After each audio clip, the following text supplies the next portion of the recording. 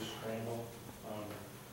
Our company, Contentals, we've done a lot of work. We're an active vendor for Neighbors Group, which Superior Well Services is a drilling company and a fracking company.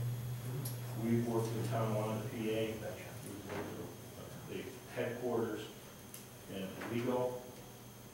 They've got 10-year leases on buildings, substantial buildings. We've done $750,000 of work for them.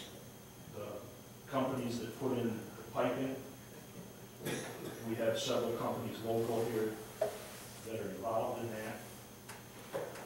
They provide frac tanks, they capture the water, take it to be treated. Now, I believe there's less than 1% of the population of the town of Homer represented in this room.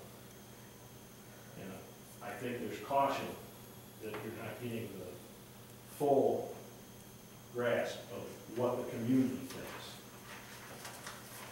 I don't believe I want my well polluted. Nobody does.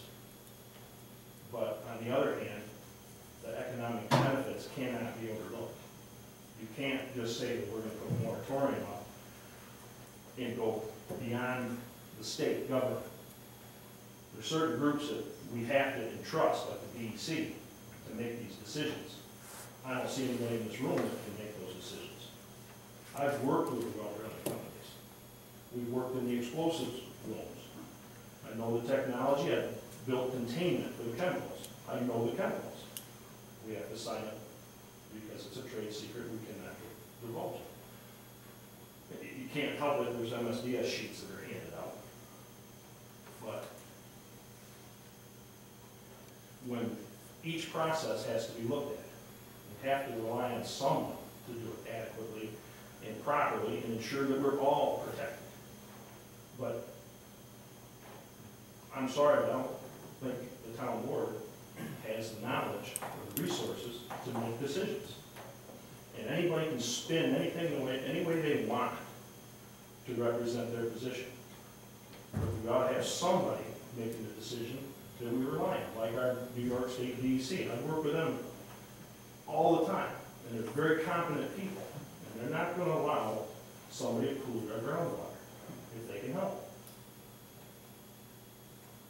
In Tonawanda, contractors that we work for, we work with, there's stories all over where you drive through Tonawanda, every business is busy. There's no one there that hasn't seen a positive effect. I'm sure there's unpositive effects. You drive through there at night, and there's lights everywhere on one mountainside where they're operating.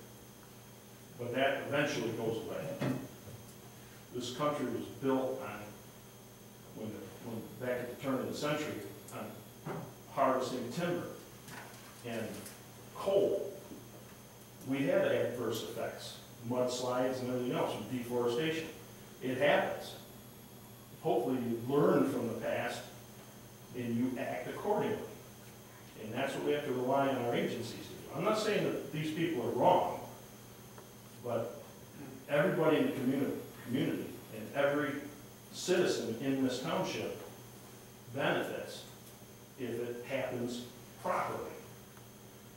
And we've worked in this aquifer as an environmental contractor for years. I know this aquifer better than anyone. The engineers call me and ask me my opinion. And I've worked with Pat many times.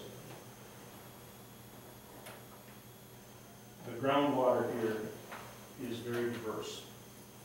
We had areas broken ponding out where the tops store is. The water table goes up and down in 24 hours a foot.